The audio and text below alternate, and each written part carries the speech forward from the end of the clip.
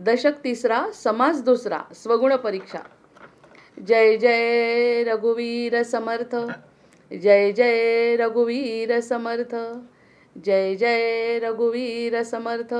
सदा सर्वदा योग तुझा घडावा, तुझे कारणी देह माझा पडावा। उपेक्षू नको गुणवंता अनंता, रघुनायका मागणे हेची आता।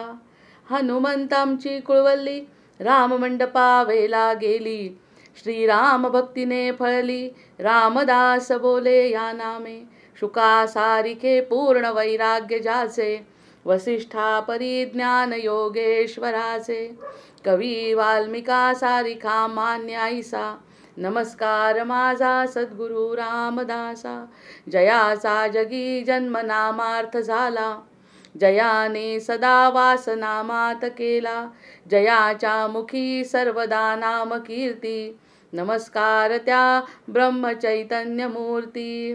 नेत्राने गुरुराज मूर्ती आपुली, मी जे धवा पाहिली। तू विष्णू शिव तूच दैवत मला, तू तात तू माऊली।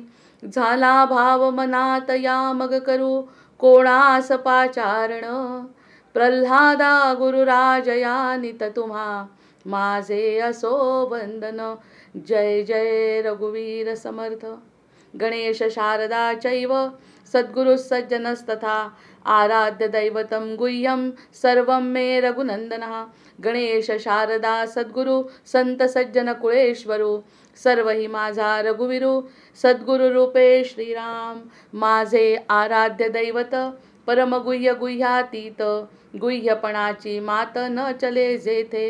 यो जातो मरुदंशजोक्षित तले, संबोधयन् सज्जनान् ग्रंथं यो रचयन् सुपुण्यजनकं श्रीदासबोधाभिधं। यः कीर्त्या पठनेन सर्वविदुषां स्वान्तापहारी सदा, सोऽयं मुक्तिकरक्षितौ विजयते श्रीरामदासो गुरुः। मला वाटते अंतरित्वा वसावे, तुझ्या दासबोधासी त्वा बोध व्हावे। अपत्या परी पाववी प्रेमग्रासा, महाराजया सद्गुरु रामदासा। ब्रह्मानंदं परमसुखदं केवलं ज्ञानमूर्तिं, द्वंद्वातीतं गगनसदृशं तत्त्वमस्यादिलक्ष्यम्। एकं नित्यं विमलमचलं सर्वधी साक्षिभूतं, भावातीतं त्रिगुणरहितं सद्गुरुं तन्नमामि। गुरुर्ब्रह्मा गुरुर्विष्णु गुरुर्देवो महेश्वरः, गुरुः साक्षात् परब्रह्म तस्मै श्री गुरवे नमः। अनेन प्रियतां देवो भगवान् जानकीपतिः, श्रीरामचंद्र पूर्वेषामस्माकं कुलदैवतं। श्रोता वक्ता श्रीराम समर्थ। जय जय रघुवीर समर्थ, जय जय रघुवीर समर्थ, जय जय रघुवीर समर्थ। बघा, हा जो स्वगुण परीक्षा निरूपण जो समास आहे, त्या ठिकाणी समर्थांची अशी इच्छा आहे, म्हणजे समर्थांना हे सांगायचं आहे की दृश्य जगताबद्दल नावड निर्माण व्हायची आहे।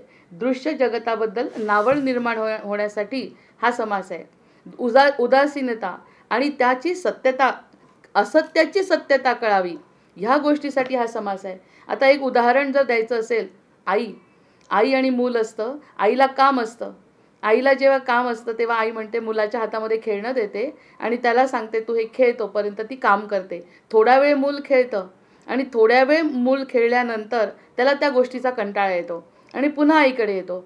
आई म्हणते त्याला याचा कंटाळा आला का, दुसरं देते आणि दुसरं खेळणं तो घेतो, दुसऱ्या खेळण्यात थोडा वेळ रमतो। पण शेवटी अशी वेळ येते, एक दिवस अशी वेळ येते की ज्या दिवशी त्याला खेळणं नको असतं आणि आईच पाहिजे असते। आई आई आई म्हणतो, आई म्हणते अरे हे खेळणं घे, ते खेळणं घे। तो म्हणतो मला आता काहीच नको, मला आता फक्त तू पाहिजे, तुझा वेळ मला दे आणि तू मला जवळ घे। अशी जेव्हा वेळ येते तेव्हा आईला समजतं की आता या खेळण्याचा काही उपयोग होणार नाही आहे। मग ती त्याला एक धपाटा देते, अरे बाबा माझं काम व्हायचं आहे आणि तू माझ्या कामागे लागतो। तो धपाटा म्हणजे एक प्रकारचं आपल्याला मिळालेलं एक संकट समजूया देवाचं, की देवाने आपल्याला खेळणं दिलं आहे आणि या संसारामध्ये या वस्तूमध्ये रममाण होण्यासाठी त्या गोष्टी आपल्या समोर ठेवल्या मायेच्या स्वरूपामध्ये। त्यामध्ये मूल जसं रमतं, मूल जसं त्या खेळण्यात रमतं तसं काही काळ आपण रमतो, पण काही वेळाने त्या गोष्टीचा कंटाळा आला की दुसरी गोष्ट हवी असते, दुसरी गोष्टीचा कंटाळा आला की तिसरी गोष्ट हवी असते. आणि मग आपण देवाकडे म्हणतो, देवा मला आता काही नको, असं म्हणावं भक्तांनी. आता मला काही नको, आता फक्त तूच पाहिजे. तेव्हा मग जो आई जसा धपाटा मारते तसा भगवंत आपली शेवटची परीक्षा घेतो आणि त्यावेळी सांगतो की हे जे तुला सांगतोय ना ते मारतोय कशासाठी, संकट कशासाठी, की जेणेकरून तुझी माझ्यावरती श्रद्धा बसेल. आणि यासाठी हा सगळा स्वगुण परीक्षेचा समास आहे की आपल्याला आता कळायला लागलं पाहिजे. या ज्या सगळ्या गुणांमधून आपल्याला कळतंय की किती रमायचं आहे आणि किती नाही. म्हणजे आता मला तूच हवी आहे असं जेव्हा म्हणतो त्याला समर्थ विवेक म्हणतात. या उदाहरणावरून आपण विवेकाचं विवेचन छान करू शकतो की मला आता फक्त तू हवी आहे, हे खेळणं मला नको आहे, हा विवेक आहे.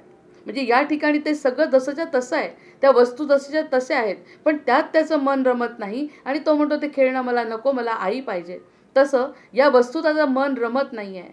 या सगळ्या गोष्टी मला काय आहे ते समजलंय, आता फक्त भगवंतात तुझी इच्छा आहे असं म्हणणं म्हणजे विवेक. आणि दुसरं त्याच्यासोबत वैराग्य कसं, हे जी खेळणी आहेत ना, ही खेळणी ठेवलेली मुलाच्या समोर, त्या खेळण्याबद्दल उदासीनता निर्माण होते. ती खेळणं मला नको आहे, समोर असून सुद्धा तो खेळणं घेत नाही, त्याला वैराग्य म्हणतात. मग वैराग्य म्हणजे खेळणं नको आणि विवेक म्हणजे मला तू हवाय, म्हणजे प्राधान्य भगवंताला देणे. भगवंताला प्राधान्य देणे हे आपण पहिल्या मागच्या समासामध्ये जन्मदुःख निरूपणामध्ये पाहिलंय की या सगळ्या दुःखातून जर सुटका पाहिजे असेल तर भगवंताची इच्छा धरणं म्हणजे हा विवेक आहे.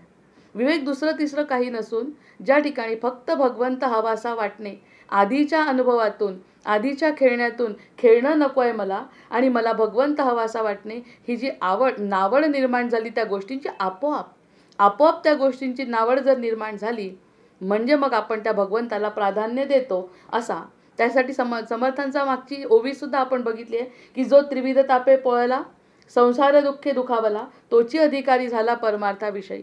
ज्याला परमार्थ करायचा असेल त्याला या दुःखाची झळ पोचते, त्या खेळण्यातलं असत्यपण त्याला कळतं आणि मग त्यानंतर अवचटे निधान जोडले वैराग्य निर्माण व्हावे. याकरता वैराग्य म्हणजे तुसडेपणा करायचा नाही. आपण वैराग्य निर्माण करायचे म्हणजे हे नको आहे असं नाही, त्या खेळण्याबद्दल आपोआपच उदासीनता त्या मुलाची निर्माण होते आणि त्या खेळण्यापेक्षा आई जशी महत्त्वाची वाटते तसं या दृश्य संसारापेक्षा भगवंत महत्त्वाचा वाटतो. म्हणजे या तुसडेपणाचा प्रश्न नाही, निराशेचा प्रश्न नाही, त्यागाचा प्रश्न नाही. अशा प्रकारची एक वेगळीच प्रकारची परीक्षा भगवंत घेत असतात आणि हे समजावून सांगण्याचं काम सद्गुरू करतात. म्हणजे हे जे याचं मिथ्यत्व जर लक्षात आलं, या खेळण्यातलं जसं मिथ्यत्व त्याला समजलं, आईला जास्त प्राधान्य दिलं, मग त्याच्या मनामध्ये द्वेष, तिरस्कार, दुःख असू शकत नाही.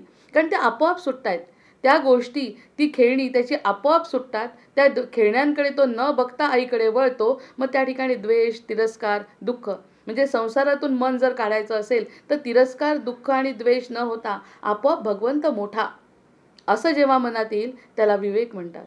मग या आसक्तीचा त्याग हा नैसर्गिक आहे. आपल्याला हे नकोच आहे. आपण जर विचार केला खरंच तर या थोडा वेळ बरं वाटतं, जिलबी खाल्ल्यानंतर सकाळी बरं वाटतं, पण पुन्हा जिलबीची आशा संपत नाही, पुन्हा आपल्याला ते खावं वाटतं. म्हणजे नैसर्गिक आहे ना आसक्ती, पण त्याचा त्यागसुद्धा नैसर्गिक आहे. कारण आपल्याला ते नकोच आहे, त्यामध्ये मन रमत नाही. सत्याचा अंश आपण असल्यामुळे या गोष्टीमध्ये मन रमत नाही. त्यामुळे मग खंत निर्माण होते. या सगळ्या तोडत असताना खंत जर निर्माण होत असेल, धुसफूस आणि दोषारोपण जर आपण लोकांवर किंवा भगवंतावर करत असू तर ते वैराग्य किंवा विवेक तो नाही.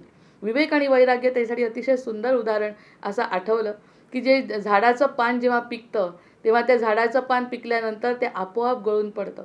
त्याला कोणत्याही प्रकारची वेगळी संकल्पना नसते, त्याच्या मनात काही नसतं, पिकलंय, आपोआप झाडापासून जसं वेगळं होतं तसं या गोष्टीतून दृश्य संसारातून मन आपोआप अलिप्त होणे, त्याला वैराग्य आणि विवेक असं म्हणतात. विवेक म्हणजे भगवंताची इच्छा आणि वैराग्य म्हणजे दृष्टींचं हे जे काही दिसतंय त्याच्यामधलं नैराश्य. आणि मग त्यामुळे मनाला जखम होण्याचा कुठे प्रश्न येतो. जसं झाडाचं पान जसं आपोआप गळून पडतं तसं आपोआप बाजूला झाल्यावर जखमा होण्याचा प्रश्न नाही, मनाला जखमा होण्याचा प्रश्न नाही. अशी बाकीची उदाहरणं बघत जर आपण संसाराकडे बघितलं तर आपल्याला कळतं की या सगळ्या गोष्टी आपोआप दूर करायच्या आहे. आपोआप जर दूर केला त्याला स्वगुण परीक्षा म्हटलं. त्याची सुरुवातीची प्रस्तावना दुःख निरूपण सांगत असताना आपल्याला सारखं वाटतं दुःखाबद्दल बोलतायत, दुःखाबद्दल बोलत नाही, हे असं आहे. म्हणजे दृश्य जगताची नावड निर्माण करण्यासाठी मी फक्त सांगतोय. त्याच्यामध्ये खेळण्यामध्ये अडकून बसला तर त्याला आईची जशी स्वतःहून ओढ लागते तशी आपल्याला या सगळ्या गोष्टींमधून बाजूला होण्याची ही मूळ आवड आहे असं समर्थ सांगतात. मूळ आवड आपल्याला भगवंताकडे जाण्याची आहे. आता समुद्राच्या काठी, आता यासाठी ना थोडीशी प्रस्तावना, कारण स्वगुण परीक्षा आता खरे समास सुरू झाले त्यामुळे ओवीच्या आधी त्याचं जे समासाची प्रस्तावना की समजा समुद्राच्या काठी मुलं घर बांधतात, खेळायला जातात आणि समुद्राच्या काठी वाळूची घरं बांधतात, दिवसभर खेळतात, दिवसभर आनंद लुटतात, माझं तुझं करतात, तुझं घर माझ्यापेक्षा चांगलं नाही, माझं चांगलं आहे, हे सगळं त्यांचं राग लोभ द्वेष सगळं त्या घरामध्ये असतो. त्या खेळ बांधण्यामध्ये सुद्धा त्यांचं लक्ष असतं. पण संध्याकाळ जशी झाली तशी बरोबर आपल्या घराकडे वळतात. त्या घराला लाथ मारायला सुद्धा ते कमी करत नाहीत, कारण आपोआप निघून जातात. त्यांनाही कळतं की संध्याकाळी जे जायचं आहे ते आपल्या स्वतःच्या घरी जायचं आहे. हे लहान मुलांना सुद्धा कळतं की ह्या घरामध्ये अर्थ नाही. या घरात तो दिवसभर रमला ना, त्या घरामध्ये ते मुलं खेळले, राग केला, द्वेष केला, माझं घर चांगलं आहे म्हणलं, घर बांधण्यासाठी कष्टसुद्धा त्यांनी केले, सगळं दिवसभर केलं. पण जशी संध्याकाळ झाली त्या घराला लाथ मारून मुलं आपापल्या घरात आनंदाने निघून गेली. कुठे दुःख झालं त्यांना ते घर सोडताना, कारण ते घर त्यांनी खेळासाठी बांधलं हे त्यांना समजलं. आणि घर आहे, आपली आई आहे, आपले वडील आहे, आपलं घर तिथे आहे हे त्यांना माहिती आहे. त्यामुळे ताबडतोब ह्या घराला सोड. जसं आपल्याला जर कळलं हे जे दृश्य संसार आहे हे मातीचं घर आहे असं जर आपण लक्षात घेतलं, आपलं खरं घर वर आहे किंवा आपला भगवंत आपले सगळं काही आहे हे जर मनात पक्क ठरलं, म्हणजेच विवेक जर मनात असेल, तर मग बाकी या गोष्टी सोडत असताना जसं पिकलं पान गळून पडतं त्याप्रमाणे आपले मन शांत होतं आणि त्या ठिकाणी आपल्याला कोणत्याही प्रकारचं दुःख होण्याचा, मनाला जखम होण्याचा प्रश्न नाही. आपण सगळे अशीच उत्तरं देतो की मनाला जखमा होतील, हे सगळं तोडत असताना तटातट पाश तोडावे लागतात. मग हे तोडणं सोपं नाही. ज्यासाठी पूर्ण आयुष्य घालवलं ते उद्ध्वस्त होताना, ते नष्ट होताना त्याचा त्रास होतो मनाला. त्या मुलांच्या खेळण्याकडे, पिकल्या पानाकडे असं जर आपण बघितलं, या सगळ्या घटनांकडून जर आपण बघितलं, ते आपोआप कृष्ण चरित्रही तेच सांगतंय. स्वतःच्या कुळाचा त्यांनी विध्वंस केला. जेव्हा त्याला गांधारीने शाप दिला कृष्णाला, सगळ्यांना वाईट वाटलं. एवढा भगवंत सगळ्यांना समजला होता की हा भगवंत आहे. त्याला जेव्हा गांधारीने शाप दिला त्यावेळी ते शांत होते, स्थितप्रज्ञ होते आणि त्यांनी सांगितलं हा शाप मला आवश्यक आहे, मला या गोष्टीचा कोणत्याही प्रकारचा त्रास होणार नाही, मी स्वतः माझ्या हातांनी यादव संपवेन. त्यांच्या मनाला कशाच्याही प्रकारच्या वेदना झाल्या नाही, गोकुळ सोडताना झाल्या नाही. त्यानंतर त्यांच्या जन्मापासून जे काही त्यांचं आयुष्य आहे त्या कुठेही ते अडकले नाहीत. त्यांना गोपीमध्ये लक्ष होतं, राधेमध्ये लक्ष होतं, आईमध्ये लक्ष होतं. हे सगळं असताना सुद्धा त्यांनी स्वतःचं जीवन अगदी कमलपत्रासारखं ते जीवन जगले. रामाचा वनवास सुद्धा त्याचं उदाहरण आहे की एवढा राजा होणारा राम संध्याकाळी जर त्याला वनवास कळतोय, त्याला त्याचं काहीही वाटलं नाही. हे न वाटणं म्हणजे विवेक आणि वैराग्य आहे. मग त्या गोष्टी जर आपल्याला खरंच लक्षात आल्या तर स्वगुण परीक्षा करत असताना ह्या सगळ्या उदाहरणांमधून आपल्या स्वतःचं मन हे ऐकण्यासाठी तयार झालं पाहिजे. जसं समर्थांनी म्हटलं, दुःख निरूपण म्हणजे ते सांगून जातात, ते सांगितल्यानंतर मनावर वाईट परिणाम व्हायला नको, मन उदासीन व्हायला नको, असं प्रत्येक वक्त्याचं म्हणणं असतं. जे आपल्याला वाटतंय असं रटाळ सांगत गेलो, दुःख दुःख दुःख, ते दुःख म्हणजे खरं दुःख नाही, खरं सुख पुढे आहे असं जेव्हा म्हणतो. म्हणजे एक महाराजांनी म्हटलं होतं, हिंदी महाराज होते, त्यांनी सांगितलं होतं, दुःख रहे दूर जब सुख की हो साधना. सुखाची साधना जर केली म्हणजे विवेकाने जर प्रत्येक गोष्टीकडे बघितलं तर ह्या गोष्टीचं दुःखच होत नाही. म्हणजे दुःखावर मात करणे म्हणजे सुखाचा पाठलाग करणे, किंवा सुखाचा पाठलाग आधी करा, दुःखाचं पाहून घेऊ काय करायचं आहे ते. पहिले प्राधान्य भगवंताला देणे, मग खऱ्या घराची आठवण होणे याला मुमुक्षत्व म्हणतात. खऱ्या घराची आठवण होणे याला मुमुक्षत्व म्हणतात. आठवण होताच घराकडे धावत सुटणे याला साधकत्व म्हणतात. अतिशय महत्त्वाच्या गोष्टी आज कळत आहेत की खऱ्या घराची आठवण झाली, त्यांना खेळता खेळता जाणवलं संध्याकाळ झाली आहे, आता आपल्याला घरी जायचं, या घराला लाथ मारली, तोडून टाकलं घर तरी चालणार आहे, त्याला मुमुक्षत्व म्हणतात. हे घर नको आहे मला आता, याच्यामध्ये वैराग्य निर्माण झालेलं आहे. वैराग्य आपण अध्यात्मात वैराग्य म्हणतो, ती मुलं आपोआप निघून जातात. मग ती निघून जाणे, तसं वाटणे म्हणजे मुमुक्षत्व आहे. आठवण होता म्हणजे घराकडे धावत सुटणे त्याला साधकत्व म्हणतात. आणि मुलांनी घरी पोहोचणे याला सिद्धत्व म्हणतात. या तीनही जर पायऱ्या आपण लक्षात घेतल्या तर स्वगुण परीक्षा अतिशय लवकर समजेल. त्यासाठी थोडीशी प्रस्तावना अशी केली की जो निराश सूर येतो, उदास सूर येतो, तो उदास सूर येणार नाही. ह्या गोष्टी खऱ्या नाही. खेळण्यामधलं मन त्याचं संपून गेलंय. आपलं सुद्धा असं होतंय की हे तेच तेच करून त्या गोष्टीचा कंटाळा जर आलाय, तर मग भगवंताकडे बघणं त्याला त्याला म्हणतात विवेक. मग भगवंताकडे बघितल्यावर मग नंतर या खेळण्यांकडे बघितल्यावर तो आईजवळ जाईल आणि नंतर खेळण्यांकडे बघेल. प्राधान्य तो आईला देईल. मग या तिन्ही गोष्टी अशा आहे. मला वाटणं म्हणजे मुमुक्षत्व. हे जर समजलं आणि वाटलं, घराची आठवण आली, देवाची आठवण आली, देवाची मूर्ती मनामध्ये जर निर्माण झाली आणि देवाला हात जोडावे जर वाटले, तर ते मुमुक्षत्व आहे. कळलंय मला याच्यामध्ये इतका अर्थ नाही जेवढा आईजवळ जाण्यात आहे त्या मुलासारखा. मग आठवण होताच घराकडे धावत सुटणे म्हणजे साधना करणे, भक्ती करणे, नामस्मरण करणे.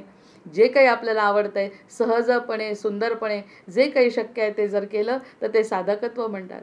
आणि तिसरं, मुलांनी घरी जर पोचला एखादा मुलगा त्यातला, म्हणजे ते तर मुलं सगळेच घरी पोचतात. हा नियम आपल्यासाठी असा आहे की सगळे पोचत नाही. हा दुर्मिळ योग आहे की असं वाटणं, असं धावत सुटणं आणि तिथपर्यंत पोचणं, या सगळ्या गोष्टी अतिशय दुर्मिळ आहेत.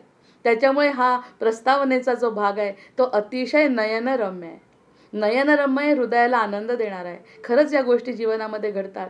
पान जसं गळून पडतं, मुलं जशी घरी जातात, जसं रामांनी केलं, जसं कृष्णांनी केलं, तटातट बाण तोडून टाकले. आपलं जुनं घर पाहिल्यावर आपल्याला दुःख होतं की यामध्ये आपण इतके दिवस, काहीही आवश्यकता नाही त्यात मन रमवण्याची. या सगळ्या गोष्टी जेव्हा कळतील तर मुमुक्षत्व, साधकत्व आणि सिद्धत्व, उदाहरणं जरी समाजातले दिले, उदाहरणं जरी आपल्या मायेतले दिले, तरी परमार्थाला सुद्धा ते लागू पडतात. परमार्थाला तेच लागू पडतात. त्याप्रमाणे जर विचार केला तर. आणि एक दुसरं उदाहरण, या सगळ्या गोष्टी आपण डोळ्यांनी बघतच असतो. हे बघत असताना आणखी वाटतं, नदी जशी तळमळ करत सागराकडे जाते आणि किती कष्ट झेलते, किती डोंगर फोडते, वरून येते आणि खाली समुद्राला मिळते. समुद्र सपाटी म्हणतात, समुद्र खाली येते, उगम तिचा पर्वतात आहे. पर्वत फोडत फोडत फोडत येते कशासाठी? समुद्राला मिळण्यासाठी. मग समुद्राला मिळाल्यानंतर नदी राहत नाही. नदी राहत नाही. हे आपल्याला आता सिद्धत्वासाठी बोलायचं आहे. आतापर्यंत मुमुक्षत्व आणि साधकत्व आपण साध्या संसाराबद्दल बोललो की हे ठीक आहे, सगळ्यांना वाटतं आणि त्यात जाण्याची तळमळ होते, आपण साधना करतो, इथपर्यंत ठीक आहे. पण या नदीचं उदाहरण पुढची स्टेज आहे. त्या नदीला असं वाटत असतं की आपण एकदा समुद्रामध्ये मिळाल्यावर खरं तर आपल्या दृष्टीने जर बघितलं, नदीचं अस्तित्वच राहत नाही. पण नदीचं अस्तित्व राहत नाही अशावर जर आपण निरूपण केलं तर पुन्हा उदासीनता येते. मला स्वतःला संपवायचं आहे का? मला या गोष्टींनी संपवून घ्यायचं आहे का समुद्रामध्ये जाऊन? असा विचार केला, नकारात्मक विचार येतात. त्यामुळे ह्या सगळ्या गोष्टींना प्रस्तावना आवश्यक आहे. हा नकारात्मक विचार नदीच्या मनात येत नाही, किंवा येत असेल न येत आपण विचार करायचा आहे. नदी जशी सागराला मिळते तिचं अस्तित्व पूर्ण संपतं. गोडी नदी खारी होते, तिचा अगदी विरोधाभास आहे हा. जी गोडं पाणी नेणारी नदी, जी गोडं पाणी जीवन म्हणून सगळ्यांना प्यायला देते, त्या ठिकाणी समुद्र एक कणपणी पाणी पिऊ देत नाही कोणाला. अशा प्रकारचा तो समुद्र आहे. आणि नदी सगळ्यांना जीवन देणारी आहे, सगळ्यांना पाणी देणारी आहे. तिचं सगळी गुणवैशिष्ट्य ती संपवते, सगळी गुणवैशिष्ट्य संपते. तिला त्याचं काही दुःख होत नाही. जसं मुलांना आपण आता बघितलं तसं की रेतीमध्ये खेळत असताना बांधलेली घरं तोडत असताना त्यांना कोणत्याही प्रकारचा त्रास होत नाही. झाडावरचं पान गळतं, त्याला कोणत्याही प्रकारचा, अलगद खाली पडतं. अलगद खाली पडल्यावर ते कुठे झाडाशी संबंधित राहतं, झाडाबद्दल विचार करतं, मी किती हिरवा होतो, मी किती छोटा होतो, मी किती कोंब होतो, ह्या कोणत्याही विचार ते करत नाही. असा आपण विचार करायचा. निसर्गामध्ये ही सगळी उदाहरणं दिसतात. मग ते खाली जसं पडतं, जसं कृष्णांचं चरित्र आहे, रामाचं चरित्र आहे, मग या ठिकाणी थांबायचं नाही. नदीचं अस्तित्व संपतं, पण नदीचं अस्तित्व समुद्र होतं. नदीचं अस्तित्व संपलं स्वतःचं, पण ती समुद्रामध्ये विलीन झाल्यामुळे ती समुद्राची होते, समुद्र होते ती. हा अतिशय मोठा गहन अर्थ या समर्पणामध्ये आहे. मग समर्पण कशामध्ये करायचं आहे? आतापर्यंतची खेळणी आपल्याला कळलं खोटी आहेत आणि त्यामध्ये मन खोटी नसतात. आता त्याचं इंजिन तुटलेलं नाही आहे गाडीचं इंजिन जसेच्या तसं आहे, पण त्याचं मन त्या इंजिनमधून दूर झालं आहे. ते जी गाडी आणि जे काही खेळणं आहे ते मला नको आहे, मला आई हवी आहे. आणि आईने जवळ घेतलं, आईने मारलं तरी चालेल, पण आईच्या पोटाशी मला जायचं आहे. ह्या ज्या संकल्पना आहे, ह्या संकल्पना किती नैसर्गिक आहेत. लहान मूल जर ते करू शकतं, मग आपण मोठं झाल्यावर आपली नैसर्गिक संकल्पना प्रेम करण्याची, भक्ती करण्याची, समर्पण करण्याची जर असेल तर ती आपल्याला भगवंतापर्यंत नेणार आहे. नेऊ शकते हे शिकवतायत समर्थ. त्यामुळे कोणत्याही नकारात्मक आणि उदासीन विचार या ठिकाणी येण्याचं कारण नाही. तीनही चारही उदाहरणं, मातीची घरे तुटणे म्हणजे वैराग्य आहे. आणि या ठिकाणी तुटले, मला मातीच्या घराबद्दल काहीच वाटत नाही, ते वैराग्य आहे. आणि मानसिक ओढाताण त्या मुलांची होत नाही. आता त्यांची होत नाही हा त्यांचा खेळ आहे. हा खेळ म्हणून वेगळा जरी धरला तरी आपण जर काही विचार करायचा असेल आत्मपरीक्षण स्वगुण परीक्षेसाठी, तर खरंच त्यांना काहीही त्रास होत नाही त्या गोष्टीचा. मग आपल्याला का बरं त्रास होतो? आपलं घर संपतंय, आपला संसार संपतोय, आपल्याला एक एक गोष्टी कमी होत आहेत, हे जेव्हा कळतं त्याचा त्रास व्हायला नको. हे सगळं नैसर्गिक आहे. त्याप्रमाणे याचा अर्थ वैराग्यापासून माणूस काहीही गमावत नाही. खूप महत्त्वाचा मुद्दा समर्थ या ठिकाणी मानतायत की वैराग्य जर आपल्याला मिळालं, वैराग्य म्हणजे काय? वैराग्य सांगत असताना सांगितलंय की कोणतंही खेळणं मला नको आहे, मला काहीच नको आहे आता, असं म्हणणं. मग नुकसान वाटतं, अरे माझं घर गेलं, माझा ओटा गेला, माझी भांडी गेली, माझे सोनं गेलं. हे जे दुःख आहे ते दुःख वाटण्याचं कारण नाही, कारण ते खेळणं आहे हे मला समजलं. ह्या सगळ्या गोष्टी खेळण्या रूपामध्ये मला वापरायच्या होत्या, त्या वापरल्या, त्यामध्ये मन अडकण्याचं काय कारण आहे? त्यामुळे कोणत्याही प्रकारची ओढाताण होत नाही आणि कोणत्याही गोष्टी गमावल्याचं दुःख असायला नको. होतं, असतं दुःख, पण ते व्हायला नको असं समर्थ म्हणतायत. हा या स्वगुण परीक्षेचा प्रस्तावना आहे. इतकी चारही उदाहरणं चपकल बसतायत या ठिकाणी. आणि ते वरून म्हणतात की जो त्रिविध तापे पोळला, संसार दुःखे दुखावला, तोची अधिकारी झाला परमार्थ विषयी. परमार्थाचा अधिकारी आहे म्हणतात तो. मग परमार्थाचा जर अधिकारी होणार आहे तर तुम्हाला गमावल्याचं दुःख होण्याचं काहीही कारण नाही. हे अतिशय गोड निरूपण आहे. या गोष्टीच्या बाबतीत जर असा विचार केला आणि आपल्या जीवनामध्ये असा की कोणता मुमुक्षत्व, साधकत्व आणि सिद्धत्व हे कठीण शब्द किती सोप्या शब्दात सांगितलेत. की मुमुक्षत्व म्हणजे खऱ्या घराची आठवण फक्त व्हायला पाहिजे, स्मरण. आज दुपारी पण मी त्यावर स्मरणावर बोलली. आठवण आपल्या घराची झाली, पोटामध्ये असताना भगवंतांनी सांगितलंय तो माझा आहे, ही एकदा का आठवण झाली की सगळं जीवन आमूलाग्र बदलतंय. मग हे झालं मुमुक्षत्व. यासाठी काय करायचं हे पुढे सांगतील समर्थ. पण सुरुवातीला जो नकारात्मक सूर वाटला आपल्याला, तो सूर अजिबात नाही आहे. त्यांनी फक्त एकच सांगितलंय, दृश्य जगताबद्दलची जागृती मनामध्ये निर्माण झाली आणि त्यांचं मिथ्यत्व जर आपल्याला कळलं, मिथ्यत्व कळणे म्हणजे दोर तोडत असताना तटातट बंधनं तुटली तरी सुद्धा कोणत्याही प्रकारचा त्रास होत नाही आणि अशा प्रकारे तो माणूस परमार्थाचा अधिकारी होतो. मग गमावलं नाही, उलट जे गमावलंय त्याची प्राप्ती होते. हरवले ते गवसले का, गवसले ते हरवले का. आणि जे गवसलं ते हरवलं होतं ते मला सापडलं. हे गाणं इतकं साध्या पद्धतीने त्यांनी मांडलंय की जे हरवलं असं वाटतं ते हरवलं नाही, उलट नवीन काहीतरी छान गवसलंय. ही जर भूमिका असेल, प्राधान्य भगवंताला असेल, फक्त तर आणि तरच हे मुमुक्षत्व आणि साधकत्व आणि सिद्धत्वाकडे आपण जाऊ शकतो. सिद्धत्व म्हणजे मुलगा त्या घरी पोहोचला, मुलगा स्वतःच्या घरी पोहोचला, तो त्याच्या घरी पोहोचला, तसं आम्ही पण भगवंताच्या दारात पोहोचलो. मग वैराग्य दुःखदायक नसून आनंददायी आहे. अंडरलाईन करण्याचं वाक्य असं ऐकलं, याची प्रस्तावना जर अशी मिळाली आपल्याला, तर आपल्याला पुढचा समाज बिलकुल उदासीनतेकडे नेणारा नाही. तसं उदासीनतेकडे समर्थ नेऊ शकतच नाही. पण एकदा असं वाटतं सारखं वाईट याच्याबद्दल वाईट, त्यापेक्षा खेळण्यांचं उदाहरण जर देऊन सांगितलं की त्या खेळण्यांचं जसं मिथ्यत्व आहे तसं जर आपण समजलं तर उदासीनता येण्याचं कारण नाही. अशा प्रकारची ही प्रस्तावना आपल्या स्वगुण परीक्षा याची झाली. आता या ठिकाणी आता प्रत्यक्ष ओवीला सुरुवात. संसार, आता हे असं म्हणतात ना समर्थ, म्हणून त्यासाठी मी थोडं बोलायचा प्रयत्न केला. संसार हाची दुःख मुळं, असं जर न सांगता सांगितलं तर असं वाटेल दुःखाचं मुळे दुःखाबद्दल बोलतात का. तसं नसून हे मागचं जे प्रस्तावना आहे ती अतिशय महत्त्वाची आहे. संसार हाची दुःख मुळं, लागती दुःखाचे इंगळ. सगळीकडे बघायचं, कंटाळा येतो प्रत्येक गोष्टीचा. जे काही करायला गेलो त्या ठिकाणी सुख म्हणत आहे, दुःख ठाकोनी आले. एका गोष्टीच्या मागे गेलो की दुसरी गोष्ट दुःखाची त्याच्या मागे आभासून असते. संयोग आणि वियोग हे सोबतच असतात. आपल्याला वाटतं संयोग झाला, संयोगानंतर ताबडतोब पाठोपाठ वियोग येणारच. त्याच्यामुळे संयोग आणि वियोग हे विरोधाभास एकत्र नांदत असतात. त्यामुळे दुःख अगदी निश्चित होणार आहे. मग कुठेच मन लावायचं नाही असं जर म्हटलं ते माणसाला शक्य नाही. त्यामुळे परमार्थ आपल्या दासबोधातून आपल्याला जीवनाची कलाच शिकायची आहे. संसाराची दुःखमुळं लागती दुःखाचे इंगळ, मागा बोलली तळमळ गर्भवासाची. मागे मी जी सांगितली मागच्या समासामध्ये गर्भवासाची तळमळ सांगितली, किती त्रास त्या जीवाला. याची खरंच कल्पना आपल्याला हा जर समास वाचला नसतो जेव्हा मनापासून आणि वाचला त्याच्याकडे जरी लक्ष नसलं तर या गोष्टी आपल्याला लक्षात येत नाही. इतका त्रास आपण भोगलाय, ते दुःख आपण विसरतो. या मायेपोटी ते दुःख विसरतो आणि भगवंताला दिलेलं आश्वासन की मी तुला शोधीन याचा पूर्णपणे विसर पडतो. आणि स्मरण कशाचं व्हायला पाहिजे खरं तर, हे सगळं संपल्यावर स्मरण व्हायचं आहे भगवंताचं, ते पूर्णपणे विसरतो. विस्मरण होऊन जातं दुःखाचं. गर्भवासी दुःख झाले, गर्भवासामध्ये अतिशय दुःख झालं, पण ते बाळक विसरले. हे जे दुःख झालं आपल्याला कणभरही आठवत नाही. कशाला?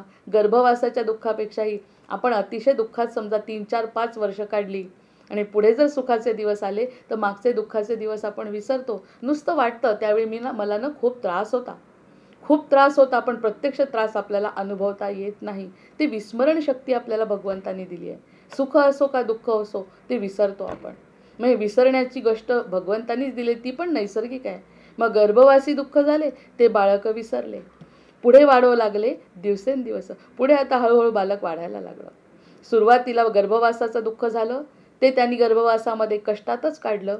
कष्टात काढल्यानंतर त्याचा एक दिवस प्रसूत काळ जेव्हा आला तेव्हा त्याला पूर्ण एक क्षण तर असा झाला काही तर मेलेच, आणि जे नाही मेले ते गुदमरले. गुदमरून त्यांनी 2 ते 3 क्षण असे काढले की बाबा रे नको हा गर्भवास पुन्हा, असं अगदी म्हटलं मनापासून. पण जसा बाहेर जीवदान मिळालं त्याला, बाहेर जसा पडला पुन्हा या मायेमध्ये रमला, कारण आईच्या प्रेमाच्या स्पर्शाने तो गहिवरला आणि या सगळ्या मायेमध्ये पुन्हा याच्यामध्ये तो अडकला. बाळपणी त्वचा कोवळी, अतिशय कोवळी अशी त्वचा असते. लहानपणी बालकाची त्वचा अतिशय कोवळी असते. दुःख होताची तळमळे. त्याला थोडासा जरी धक्का लागला तर दुःख होतं. कोणत्याही प्रकारचं दुःख माणसाला असह्य आहे. त्या लहानशा बालकाला कळत नाही कुठे मुंगी चावली, कुठे काय झालं, कुठे दुःख झालं, काही कळत नाही. मग त्वचा कोवळी, दुःख होताच तळमळी. तळमळ तळमळ करतो. वाचा नाही तये काळी, सुखदुःख सांगावया. कुठे दुखतंय, काय दुखतंय, कोवळी त्वचा आहे, त्याला काय त्रास होतोय सांगू शकत नाही. आधी पोटात होता तेव्हा तर प्रश्नच नाही. आईने जे खाल्लं त्याचं, जे काही ॲसिड खाल्लं त्याचा जो त्रास त्याला झाला तो भोगला. हे सगळं झाल्यानंतर तेव्हा बोलायचा प्रश्न नव्हता. आता सुद्धा त्याला काहीही सांगता येत नाही, कारण जन्म झाल्यानंतर त्याची त्वचा कोवळी असते. त्याला वेगवेगळ्या प्रकारची दुःख होतात. मग तो रडतो. कशासाठी रडतो, त्याचं दुःख कुठे, आणि आई इलाज दुसरीकडे करते. या सगळ्या गोष्टी कितीतरी दिवस चालू असतात, जोपर्यंत तो 1-1.5 वर्षाचा होत नाही आणि त्याला काही सांगता येत नाही जोपर्यंत, म्हणजे जन्मानंतर ते पुन्हा त्याचं दुःख संपत नाही. तर त्याचं रडणं म्हणजे दुःख आहे. मग एवढं असून सुद्धा आपल्याला समजत नाही या गोष्टी कशाच्या आहेत. बाळपणी देहाचं काही दुःख झाले, त्याच्या देहाला काही दुःख झालं, अथवा क्षुधेने पिडे, तहान लागली त्याला, कसं सांगता येणार त्याला. क्षुधेने पिडले तरी ते परम आक्रंदले, परी अंतर नेणवे. तो जोरजोराने ओरडू लागला, पण आई त्याला पाणी देत नाही. तो रडणं थांबत नाही. हे करून पहा, ते करून पहा, त्यासाठी अर्धा 1 तास जातो. त्याला जे हवंय ते आईला समजतच नाही. ते न समजल्यामुळे पोटात तरी निदान आपोआप त्याची भूक भागल्या जात होती. या गोष्टींची त्याला गरजच नव्हती, पण आता त्याला पाण्याची, दुधाची, सगळ्याची गरज आहे. त्याचं दुःख आहे पण तो सांगू शकत नाही. ते असतं दुःख वेगळं, आई इलाज दुसरेच करते आणि तो तळमळ. काही मुलं बघा रात्रभर रडतात, त्यांना काय होतं ते सांगता येत नाही, आईलाही कळत नाही. हे दुःख त्याचं संपत नाही. म्हणजे हा जन्मानंतरचा दुःखाचा भाग आहे. देहाचं काही दुःख झाले अथवा क्षुधेने पिडले, परी ते परमाक्रंदले, परी अंतर नेणवे. पण आईला समजून येत नाही. माता कुरवळीवरी. आता आईला वाटतं याला दुःख होऊ नये, प्रश्नच नाही. आईला असं वाटतं यांनी रडायला नको, कुरवाळते त्याला वरवरी. परी ते पीडा झाली अंतरी, पण आतमधली पीडा काय आहे ते समजत नाही. परी ते जे पीडा झाली अंतरी, ते मायेसी नकळे अभ्यंतरी, दुःख होय बाळकासी. किती प्रयत्न करते, जवळ घेऊन बसते, अगदी गोंजारते, वेगवेगळ्या प्रकारची, जुन्या प्रकारची औषधं देते, सगळं करून दुःख थांबत नाही. बाळाचं रडणं थांबत नाही, कारणच कळत नाही. मग हे एक दुःखाचा नवीन प्रकार आता आपल्याला लक्षात येतो की हेही एक प्रकारचं दुःख आहे. बोलता येत नाही आणि आईला समजत नाही. काय करावं, हे देहाचं दुःख सुरू होत आहे. माता कुरवाळीवरी परिजे पीडा झाली अंतरी, ते मायेसी न कळे अभ्यांतरी दुःख होय बाळकासी. बाळकाला दुःख होतं. ह्या पद्धतीने खरंच आपण विचार केला नाही, करू शकलो नाही. त्याचं दुःख होतं. हे त्याचं दुःख अजून संपलेलंच नाही, उलट सुरुवात झाली आहे जन्मापासून.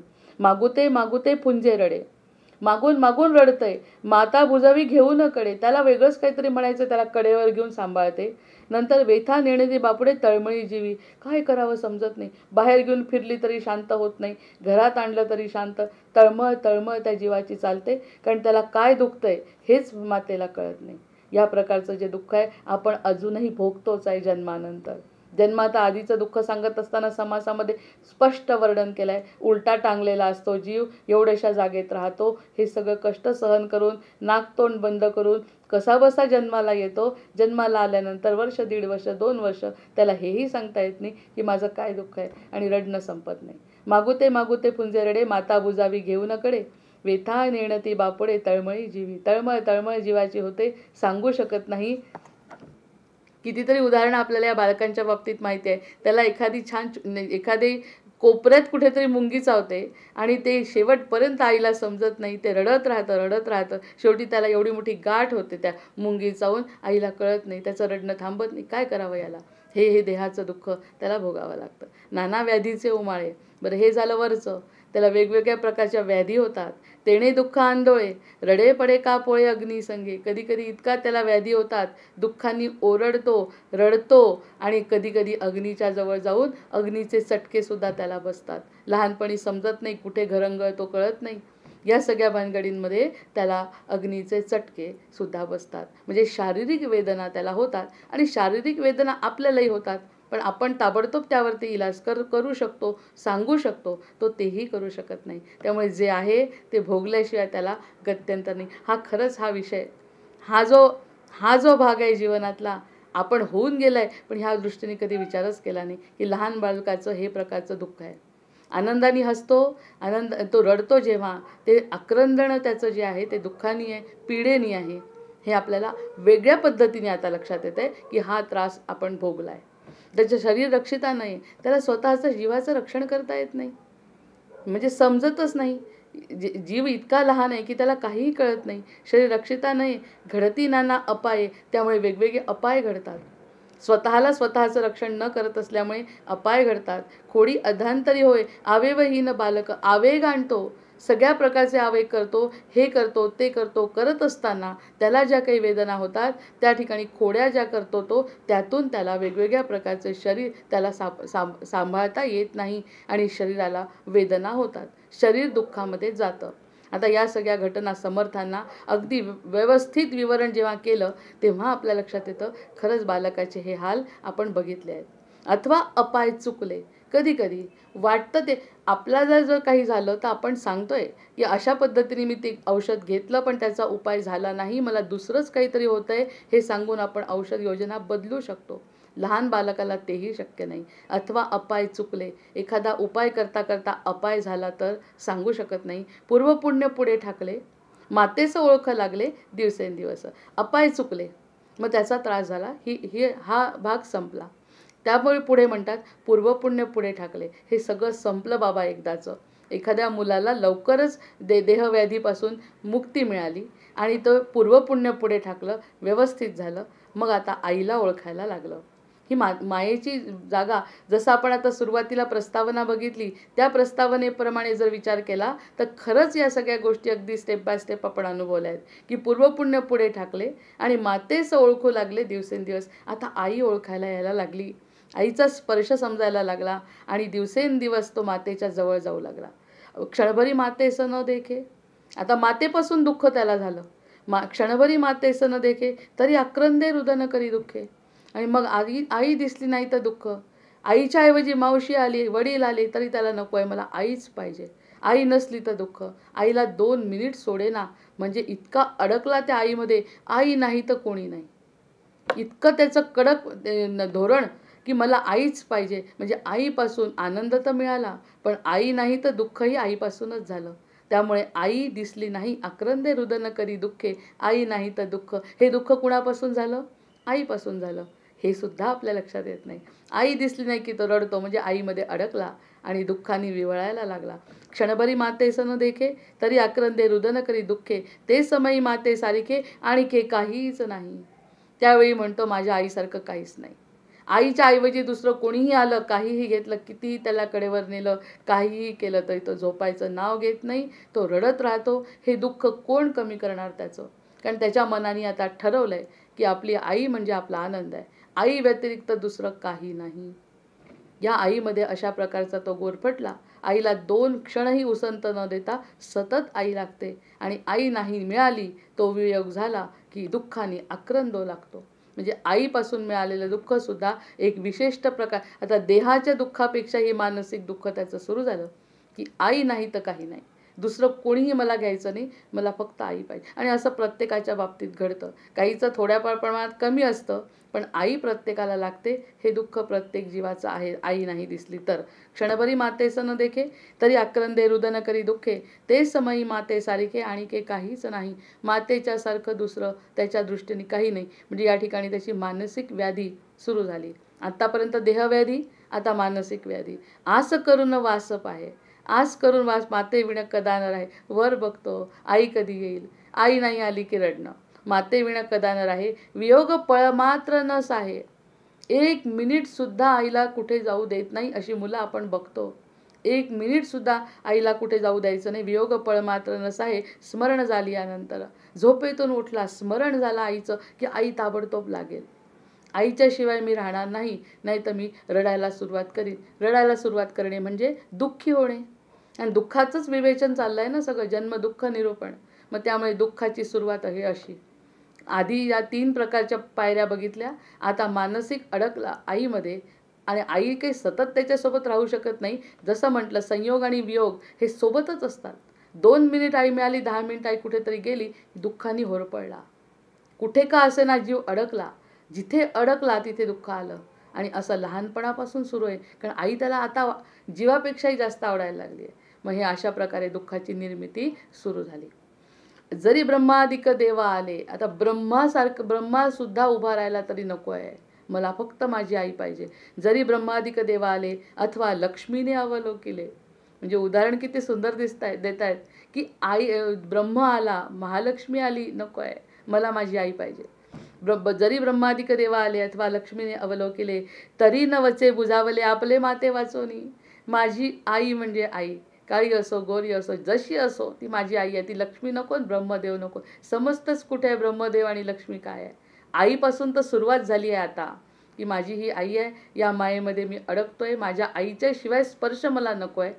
मग आता ब्रह्मदेवाचा प्रश्न येतो कुठे? वाटतच नाही या सगळ्या गोष्टींचं महत्त्व. फक्त आई, आणि आई दिसली नाही की दुःख. हे जे जीवाला लागलंय ते अगदी लहानपणापासून.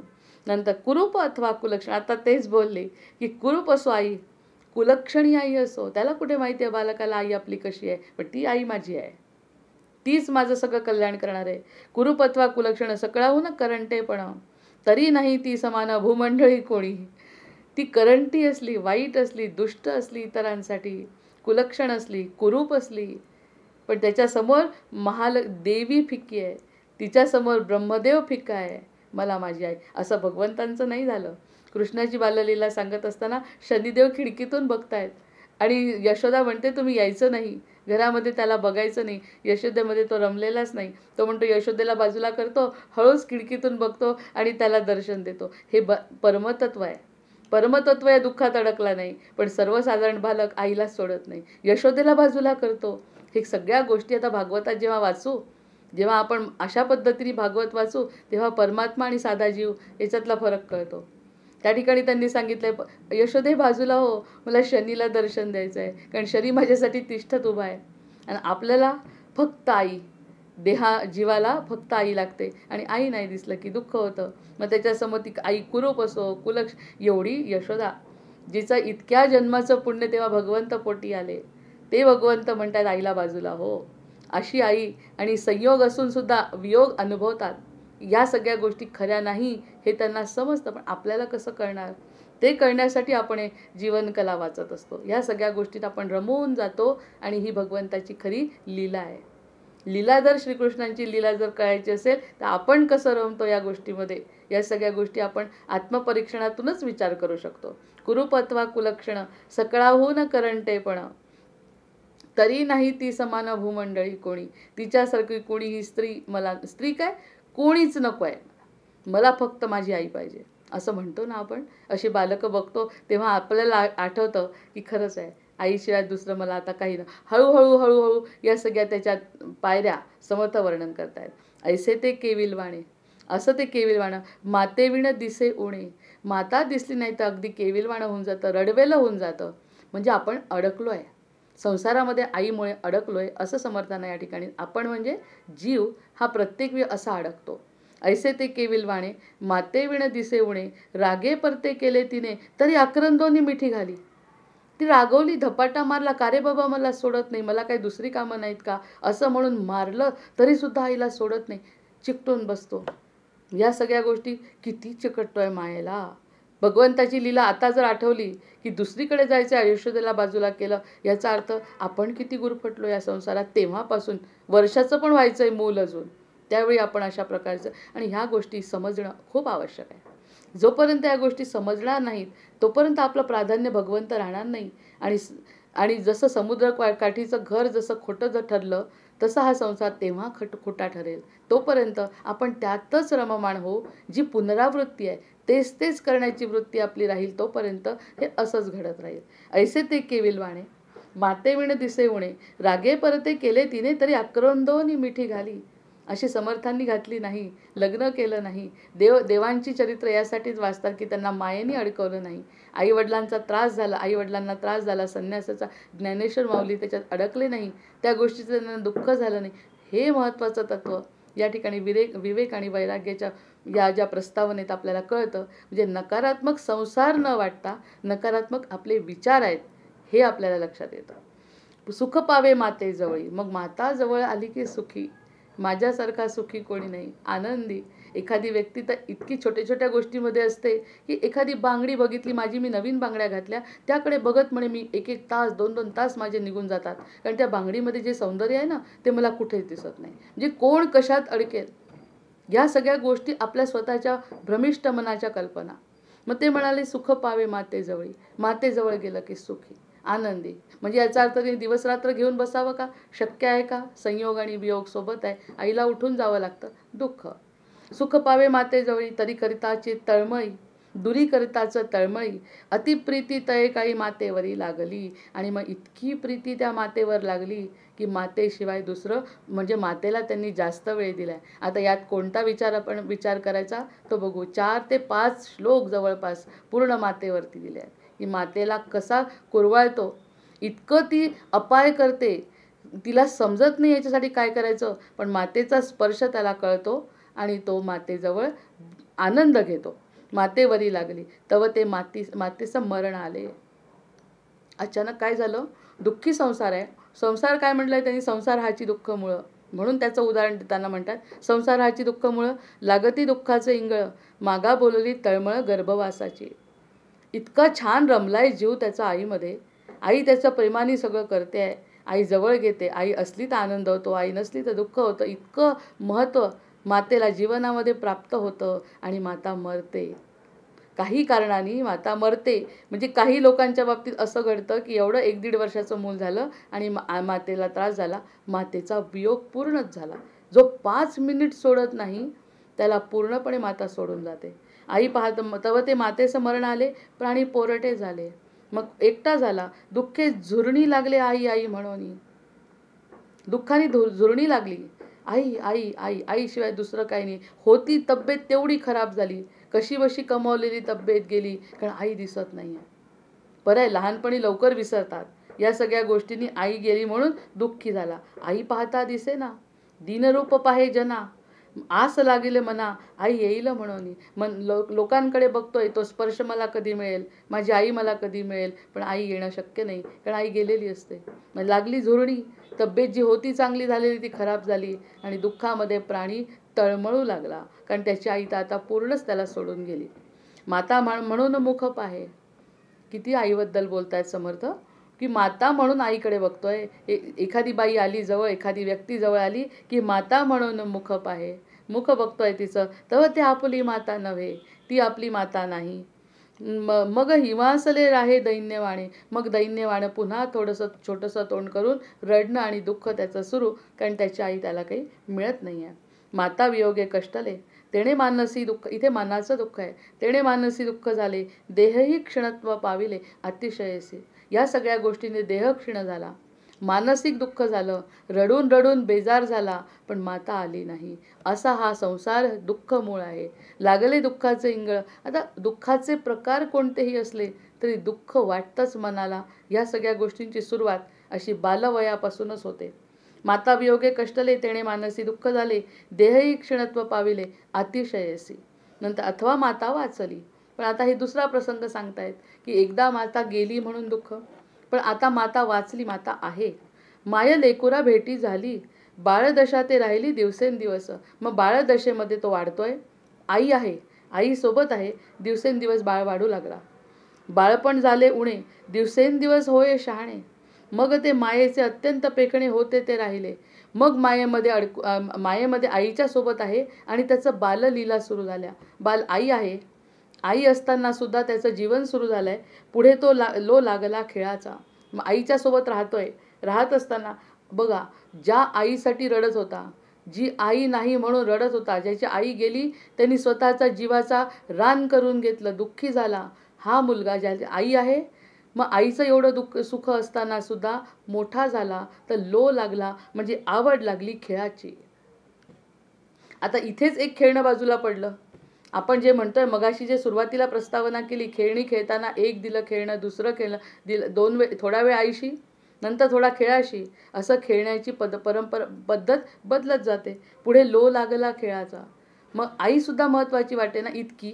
खेळायला मन रमतंय कारण बाललीला सुरू झाल्या आहेत. पुढे लो लागला खेळाचा, कळप मिळविला पोरांचा. नंतर पोरांचा कळप मिळवला, आल्या गेल्या डायचा आनंद शोक आहे. आणि आले मुलं गेले मुलं, मुलांमध्ये खेळणं, यात मन रमलं. आता आई प्राधान्यक्रम राहिली नाही. मगाशी आई गेली, त्याला आयुष्यभर दुःख वाटत राहिलं, आई गेली, पण त्याच्यातही तो सावरला. आई आहे किंवा नाही तरी मुलांमध्ये रमू लागला. म्हणजे आईचं महत्त्व कसं होतं, किती वेळ होतं, हे महत्त्वाचं सांगायचं आहे की त्यांना दृश्य जगतासंबंधीची नावड निर्माण करण्यासाठी हा समास आहे. आहे आई तरीही त्याला तेवढं प्राधान्य नाही, कारण त्याला प्राधान्य कशाला द्यायचं आहे, मुलांना द्यायचं आहे. त्याचे मित्र, पुढे लो लागला खेळाचा, कळप मिळविला पोरांचा, आल्या गेल्या डायाचा आनंद शोक आहे. आणि त्यांच्या दुःखापासून, त्यांच्यापासून मिळणारं सुख, त्यांच्यापासून मिळणारं दुःख त्याला महत्त्वाचं वाटू लागलं. या सगळ्या घटना खरंच आश्चर्यचकित करतात. या पद्धतीने आपण जीवनाकडे कधी बघितलंच नाही. जीवन काय होतं, काल वाढलो, वय वाढलं, इतपतच. पण सत्यता काय आहे ते कळलंच नाही कधी, कारण अशा पद्धतीने आपण विचार करत नाही. विचार करतो फक्त एक कल्ली संसाराचा. मग दोन्हीकडून जेव्हा विचार करू, दोन्ही बाजू जेव्हा कळतील वर्तुळाच्या, तेव्हा वर्तुळ पूर्ण होईल. पुढे लो लागला खेळाचा, कळप मिळविला पोरांचा, आल्या गेल्या डायाचा आनंद शोक आहे. माये बापे शिकविती पोटे, तयाचे परम दुःख पाटे, चट लागली न सुटे संगती लेकुरांची. माय बाप शिकवतात, मग त्या ठिकाणी आई वडील त्याला शिकवतात दुःख. आपल्या दृष्टीने जरी शिक्षण आवश्यक असलं, शिकवणं आवश्यक असलं, त्या क्षणी त्या बालकाची स्थिती दुःखाचीच असते. मला हे काही नको आहे, मनाविरुद्ध सगळ्या गोष्टी कराव्या लागतात. माये बापे शिकविती पोटे, तयाचे परम दुःख वाटे, चट लागली न सुटे संगती लेकुरांची. तिची चट लागली आहे मुलांशी खेळण्याची, संगतीची. खरंच नैसर्गिकरित्या मुलांना खेळायला फार आवडतं, आपल्या मित्रसवंगड्यांमध्ये रमायला आवडतं. ही नैसर्गिक आवड आहे. आजकाल पुन्हा अशी शाळा निर्माण होते आहे, अशी ठिकाणं निर्माण होत आहेत की ज्या ठिकाणी नैसर्गिकरित्या मुलांना वाढवल्या जात आहे. मग असं त्यांची खरं नैसर्गिक वृत्ती खेळण्याची आहे. मन रमवणं, मित्रांमध्ये करायची जी वृत्ती आहे, हे आईवडील जे रागवतात त्यामुळे त्यांना परम दुःख होतंय. आपण बघत असतो लहान मुलं छान खेळत असतात, त्यांच्या हातातलं ओढून घेतो आणि अभ्यासाला बसवतो, त्यांचं ते दुःखच आहे. जे जरी खरं नसलं, त्यांना ते आवश्यकता जरी त्या आपण करवून घेण्याची आवश्यकता जरी असली तरी दुःखात असतात, ही गोष्ट खरी आहे. त्यांना दुःख होतं. मायबापे शिकवेती पोटे, तयाचे परम दुःख वाटे, चट लागली न सुटे संगती लेकोरांची. हे तर आजी झाल्यानंतर नातींच्या बाबतीत जेव्हा असं घडतं, त्यांना असं करायला लावतं, त्यांचे दुःखी चेहरे, रडवेले चेहरे पाहिले की आपल्याला खरंच दुःख होतं. बिचाऱ्यांना आनंदात असताना आपण ते ओढतो आणि त्यांना ह्या सगळ्या गोष्टी करायला लावतो. या सगळ्या घटना आपण अनुभवतो. त्यांच्या दृष्टीने ते दुःखच आहे. म्हणजे प्राणी पुन्हा दुःखात, छोट्या छोट्या दुःखाच्या घटना आहेत, पण दुःखातच प्राणी. म्हणून संसाराची दुःखमुळं लागती दुःखाचे इंगळ. मायबापे लेकरांमध्ये खेळता, पण जर तो लेकरांमध्ये खेळला, नाठवे माता पिता, ज्या आईसाठी रडला. आता हे जे 5 श्लोक आपण वाचले, कोणते वाचले मायेच्या संबंधी? की क्षणभरी माते सन देखे, तरी आक्रंदे रुदन करी दुःखे, ते समयी माते सारिखे, आणि के काहीच नाही. आस करून वास पाहे, माते विण कदा न राहे, वियोग पळ मात्र न साहे, स्मरण झाली या नंतरे. जरी ब्रह्मादिक देवा आले, अथवा लक्ष्मीने अवलोकिले, तरी न वचे बुजाविले, आपले माते वाचुनी. कुरूप अथवा कुलक्षण, सकळाहून करंटे पण, तरी नाही ती समान, भूमंडळी कोणी. या सगळ्या आईच्या संकल्पना असताना आता म्हणतोय, लेकुरामध्ये खेळता नाठवे माता पिता. त्याला लेकरांमध्ये मन लागलं तर तो आईवडिलांचा आठवणसुद्धा येत नाही. उलट आईवडिलांकडे जाण्याची त्याची इच्छा नसते. जास्तीत जास्त मित्रांमध्ये खेळायचं असतंय. मित्रांमधून घरी आला की दुःख. जी आई जीवश्चकंठ, जिच्या भरोशावर तो आला, जिच्या भरोशावर तो वाढत होता, तीच त्याला नको आहे. आता हे जे संकट आहे, हे जन्माचं कारण आहे. जन्माला आल्यानंतर ह्या सगळ्या घटनांना सामोरं त्याला जावं लागणार आहे.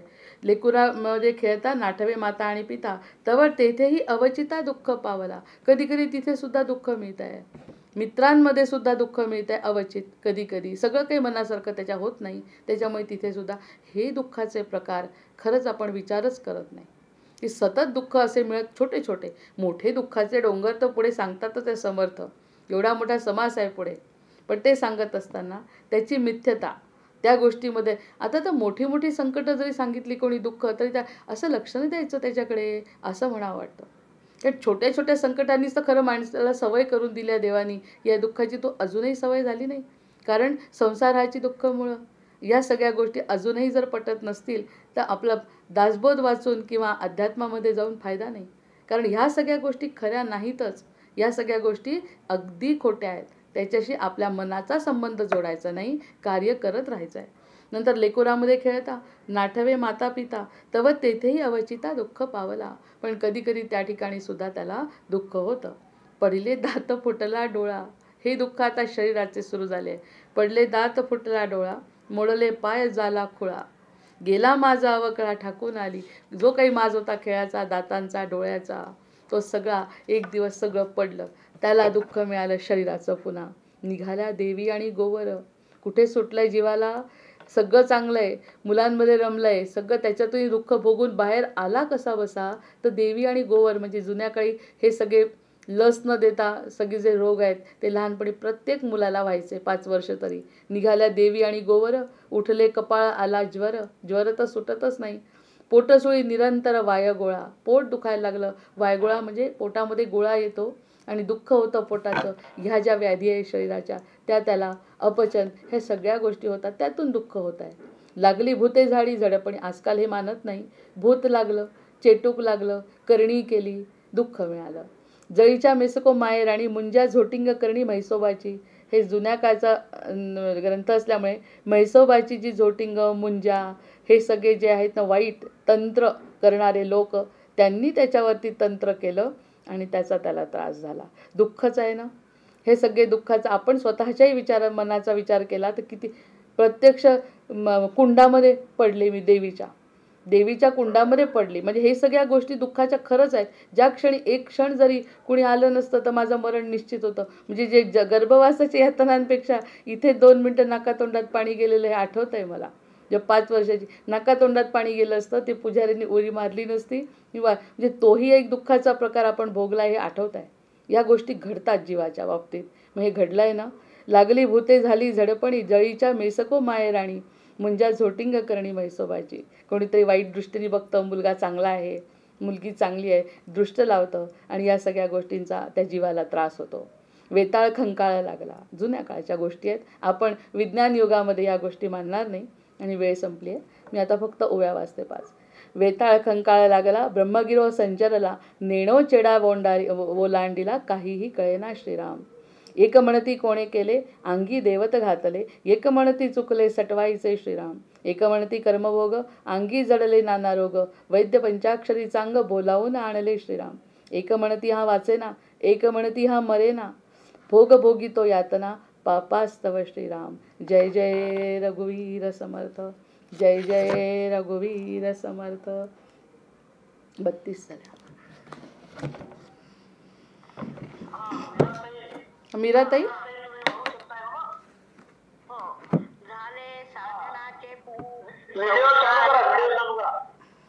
चालू केलाय, करू का? झाले साधनाचे फळ, संसार झाला सफळ, निर्गुण ब्रह्म ते निश्चळ, अंतरी बिंबले श्रीराम. हिशोब झाला मायेचा, झाला निवाडा तत्वांचा, साध्य होता साधनाचा, ठाव नाही श्रीराम. स्वप्नी जे जे देखिले ते ते जागृतीस उडाले, सहजच अनुवाच्य झाले, बोलता नाही श्रीराम.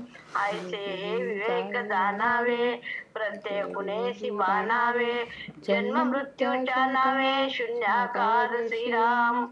भक्ताचे स्वाभिमाने कृपा केली दाशरथीने, समर्थ कृपेची वचने तो हा दासबोध श्रीराम. 20 दशक दासबोध श्रवणाद्वारे घेता शोध, मनन करत्यास विषेद, परमार्थ तो श्रीराम. 20 दशक 200 समास, साधके पावे सावकास, विवर्ता विवर्ता विशेष, कळो लागे श्रीराम.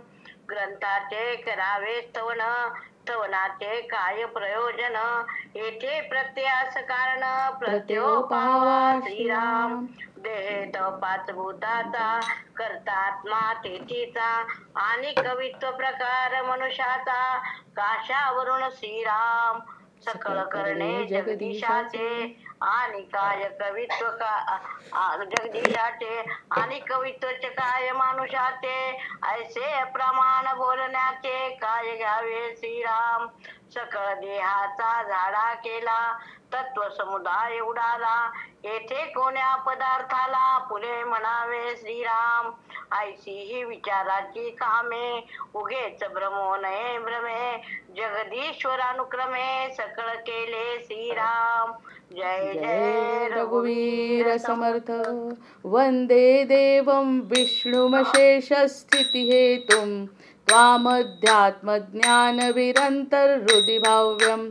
हेयाहेयद्वन्द्वविहीनं परमेकं, सत्तामात्रं सर्वरदुस्थं ऋषिरूपं. प्राणापानौ निश्चयबुद्ध्या रुधिरुद्ध्वा, छित्त्वा सर्वसंशयबन्धं विषयोगान्. पश्यन्तीशं यं गतमोहायतयस्तं, वन्दे रामं रत्नकिरीटं रविभासं. मायातीतं माधवमाद्यं जगदादिं, मानातीतं मोहविनाशं मुनिवन्द्यं. योगिध्येयं योगविधानं परिपूर्णं, वन्दे रामं रञ्जितलोकं रमणीयं. भावाभावप्रत्ययहीनं भवमुख्यै, योगासक्तैरर्चितपादाम्बुजयुग्मं. नित्यं शुद्धं बुद्धिमनन्तं प्रणवाख्यं, वन्दे रामं वीरमशेषासुरदावं. त्वं मे नाथो नातीतकार्याखिलकारी, मानातीतो माधवरूपोऽखिलधारी. भक्त्यागम्यो भावितरूपो भवहारी, योगाभ्यासैर्भावितचेतः सहचारी. त्वामद्यन्तं लोकततीनां परमीशं, लोकानां नौलौकिकमानैरुदिगम्यं. भक्तिश्रद्धा भावसमेतैर्भजनीयं, वन्दे रामं सुन्दरमिन्दिवरनीलं.